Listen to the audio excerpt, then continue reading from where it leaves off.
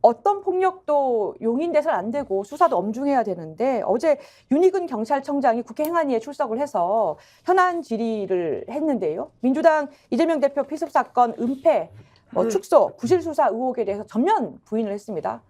축소한 거 없고 은폐한 거 없다라고 했어요.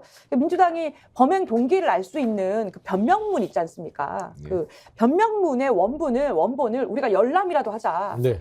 라고 했는데 열람도 안 된다 이렇게 했다고요. 그거 해야 돼요. 왜냐면 국회에서 최소한 열람이라는 건 뭐냐면 비공개를 전제로 해서 비공개를 전제로? 아니 그러니까 비공개를 전제로 해서 열람을 하겠다는 것이죠. 물론 이제 열람을 하면은 그 경찰청 쪽에서는 이게 비공개가 지켜지겠냐라는 측면인데 아니 그거를 왜 공개를 못 하려고 뭐 있습니까? 네. 저는 그런 의미에서 뭔가 좀 뭐라죠? 좀 개운치가 않아요. 예. 그러니까 뭐를 숨기려고 이거를 변명문 안 하지? 특히나 그 이재명 대표 습격했던 사람은 그 변명문을 자랑스럽게 얘기했잖아요. 맞습니다. 나의 범행 동기 변명문 다 읽어봐라. 예. 읽어보라고 범인이 했잖아요. 그러면은 그거를 공개를 해야죠.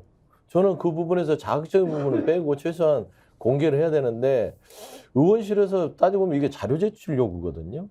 그런 면도 있네요. 그렇죠. 네. 자료 제출 요구인데 네. 공식으로 못하면 비공식으로 열람 요구를 합니다. 예. 그래서 열람을 하고 가져가는 거예요. 그러니까 알기라도 하자는 것인데 그조차도 안 한다는 것은 뭔가 심각하게 숨길 게 있다. 이게 뭔데 이렇게까지 이거는 숨기는 옳지 걸까요? 않은 행동이에요. 그러니까 계속 모범범죄가 생기는 것들을 경찰이 방조하는 거 아닙니까? 그러면 서영주 부대변인 보실 때 그 열람문 비공개도 문제지만 수사 자체도 축소나 은폐라든지 부실 수사 부분이 있다고 보십니까? 그러니까 그 오해를 받는 거예요. 화를 자초하는 것이죠.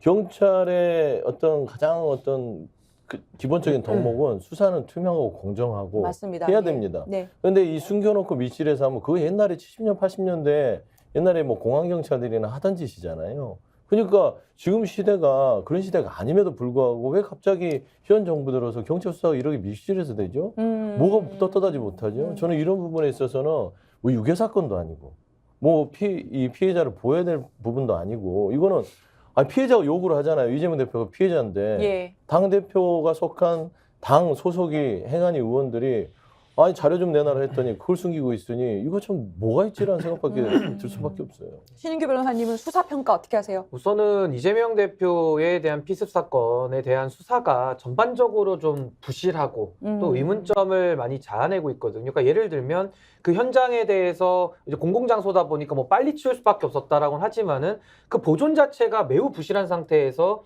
그냥 다 현장을 정리를 해버렸어요. 물 청소했다면서요? 그러니까요. 그러니까 그런 부분들조차도 수사의 기본 원칙을 안 지키는 경찰이 이 불신을 스스로 자초한 거고요. 그리고 지금 다만 이재명 대표 사건뿐만 아니라 기존의 우리 경찰이 권력의 눈치를 보고 정치적으로 편향된 모습들을 많이 보여왔기 때문에 설사 본인들은 공정하게 했다라고 하더라도 국민들이 지금 못 믿는 지경까지 된 거거든요. 근데 저는 이 변명문에 대해서는 이걸 공개했을 경우에 지금 가해자라고 하는 분에 대해서 우리가 정신감정을 아직 해본 것도 아니고 예. 이분의 의도가 파악이 안 됐잖아요. 네네. 근데 이거를 덜컥 공개를 했을 때는 오히려 가해자가 원했던 결과를 오히려 줌으로써 이게 또 역작용도 있을 수 있다. 그러니까 저는 이런 부분은 조금 더 신중하게 저는 검토는 해야 될 거라고 봐서 예. 너무나도 이거는 좀 침착한 대응이 필요하다는 것이고 저는 무엇보다도 아마 부산지방경찰청이 책임을 져야 될 것 같은데 그 수사에 대해서 부실하고 변명문 공개는 제가 말씀드린 대로 조금 건 논외로 보더라도 예. 현장 보존이라든지 여러 가지 수사의 원칙에 있어서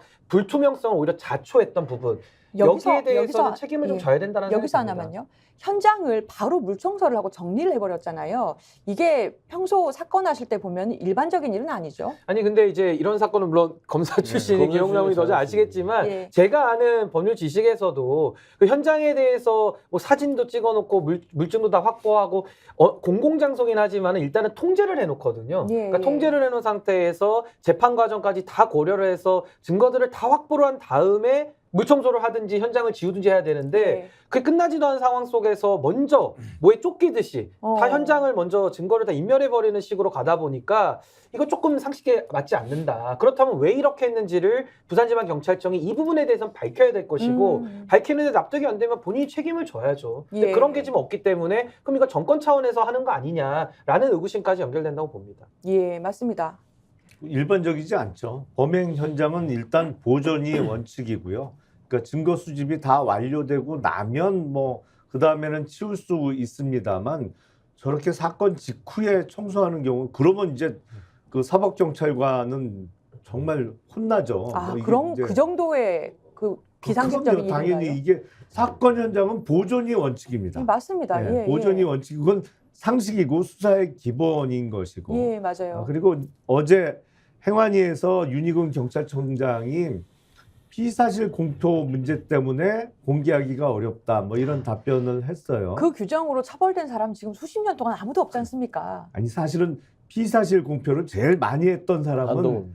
지금 한동훈 비대위원장이 검사 시절에 특히 맞아요. 서울중앙지검 3차장 시절에는 거의 하루에 2번, 3번씩 피사실 공표를 했어요. 예, 그때는. 브리핑했잖아요. 아, 그리고 티타임이라는 형태로 예. 기자들 자기 방에 불러서 골라가면서 수사 진행 상황 정보를 줬었죠. 공소시효 남지 않았습니까? 예.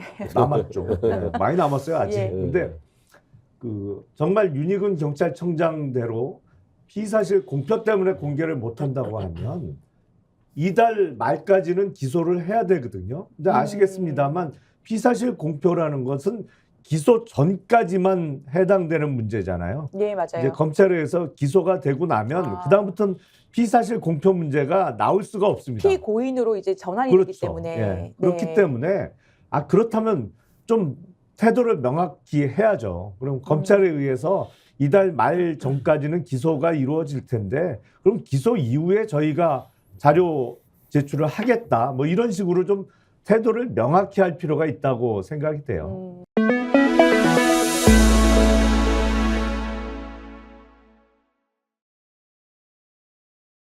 노무현 재단 TV의 홍보를 정치권색. 예. 다시 제가 말씀드리죠. 예. 구독, 좋아요, 사랑입니다. 예.